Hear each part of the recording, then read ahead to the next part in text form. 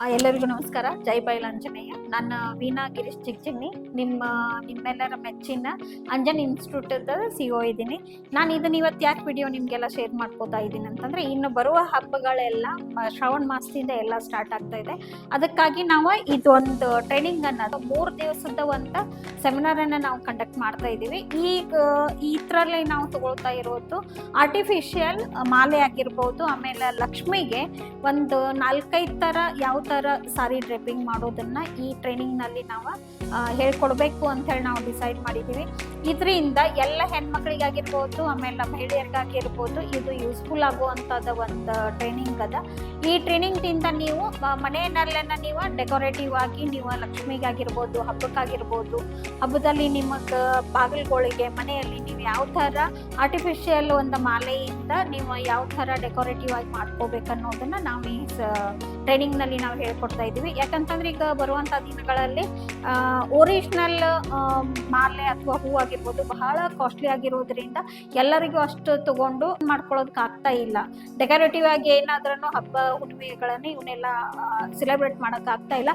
ಆದ್ರಿಂದ ನಾವು ಇದನ್ನೆಲ್ಲ ವಿಚಾರ ಮಾಡಿಕೊಂಡು ಆರ್ಟಿಫಿಷಿಯಲ್ ಜೊತೆನಲ್ಲಿ ಅಂದ್ರೆ ರಿಯಲ್ ಹೂಗಳ ಜೊತೆನಲ್ಲಿ ಆರ್ಟಿಫಿಷಿಯಲ್ ಹೂಗಳನ್ನು ನೀವು ಯೂಸ್ ಮಾಡಿಕೊಂಡು ಯಾವ ಥರ ನೀವು ಮಾಲೆಗಳನ್ನು ಮಾಡ್ಬೋದು, ಬಾಗಿಲುಗಳಿಗೆ ಯಾವ ಥರ ಮಾಲೆ ಮಾಡ್ಬೋದು ಅನ್ನೋದನ್ನ ನಾವು ಈ 3 ದಿವಸದ ಟ್ರೈನಿಂಗ್ನಲ್ಲಿ ನಾವು ಹೇಳ್ಕೊಡ್ತಾ ಇದ್ದೀವಿ.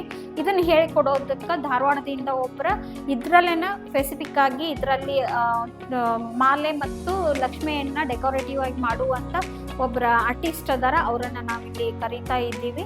ಇದನ್ನ ನೀವು ಆದ್ಮೇಲೆ ಇದನ್ನ ಬಿಸ್ನೆಸ್ ಅಂತ ಹೇಳಿ ನೀವು ಮಾಡ್ಕೊಂಡ್ರೆ ಅದಕ್ಕೆ ಮಾರ್ಕೆಟಿಂಗ್ ಆಗಿರ್ಬೋದು, ಅದನ್ನ ಗೈಡೆನ್ಸ್ ಮಾಡಿ ಯಾವ ಥರ ಬಿಸ್ನೆಸ್ಸನ್ನು ಸ್ಟಾರ್ಟ್ ಮಾಡ್ಬೇಕನ್ನೋದನ್ನ ನಾವು ಈ ಟ್ರೈನಿಂಗ್ನಲ್ಲಿ ಹೇಳ್ಕೊಡ್ತಾ ಇದ್ದೀವಿ. ಈ ಟ್ರೈನಿಂಗನ್ನು ಯಾವತ್ತು ಅಂತಂದ್ರೆ ಇದು ಜುಲೈ 30ನೇ ತಾರೀಕು 1 ಗಂಟೆಯಿಂದ 4 ಗಂಟೆವರೆಗೂ ಇದನ್ನು ನಾವು ಕಂಡಕ್ಟ್ ಮಾಡ್ತಾ ಇದ್ದೀವಿ. ಇದು ಎಲ್ಲರಿಗೂ ಯೂಸ್ಫುಲ್ ಆಗ್ತದೆ ಅಂಥೇಳಿ ನಾನು ಅಂದ್ಕೊಂಡಿದ್ದೀನಿ. ಇದು ಬಂದ್ಬಿಟ್ಟು ನಮ್ದು ಗೋವೆಸ್ ಏನು ಅಂಜನ್ ಇನ್ಸ್ಟಿಟ್ಯೂಟ್ ಅದಲ್ರಿ, ನಾವು ಅಲ್ಲಿ ಕಂಡಕ್ಟ್ ಮಾಡ್ತಾ ಇದ್ದೀವಿ. ಇದು ಬಂದ್ಬಿಟ್ಟು ನಿಮಗೆ ಫೀಸ್ ಏನು ನಾವು ಬಹಳ ಇಟ್ಟಿಲ್ಲ, ಒಂದು 600 ರುಪೀಸನ್ನು ನಾವು ಎಂಟ್ರೆನ್ಸ್ ಫೀ ಅಂಥೇಳಿ ನಾವು ಇಟ್ಕೊಂಡದ್ದದ. ಆಮೇಲೆ ಇದಕ್ಕೇನು ಹತ್ತದ, ಏನೇನು ಮೆಟೀರಿಯಲ್ ಬೇಕಾಗ್ತು ಅಂತಂದ್ರೆ ಒಂದು ಉಲನ್ ಬೇಕಾಗ್ತದ, ಆಮೇಲೆ ಒಂದು ವೆಲ್ವೆಟ್ ಬಟ್ಟೆ ಬೇಕಾಗ್ತದ, ಆಮೇಲೆ ಥ್ರೆಡ್ ಬೇಕಾಗ್ತದ, ಸೂಜಿ ಬೇಕಾಗ್ತದ, ಒಂದಷ್ಟು ಮೀಡಿಯಮ್ ಸೈಜದು ಮುತ್ತುಗಳು ಬೇಕಾಗ್ತದ, ಒಂದಷ್ಟು ಬ್ಲೌಸ್ ಪೀಸ್ ಬೇಕಾಗ್ತದ.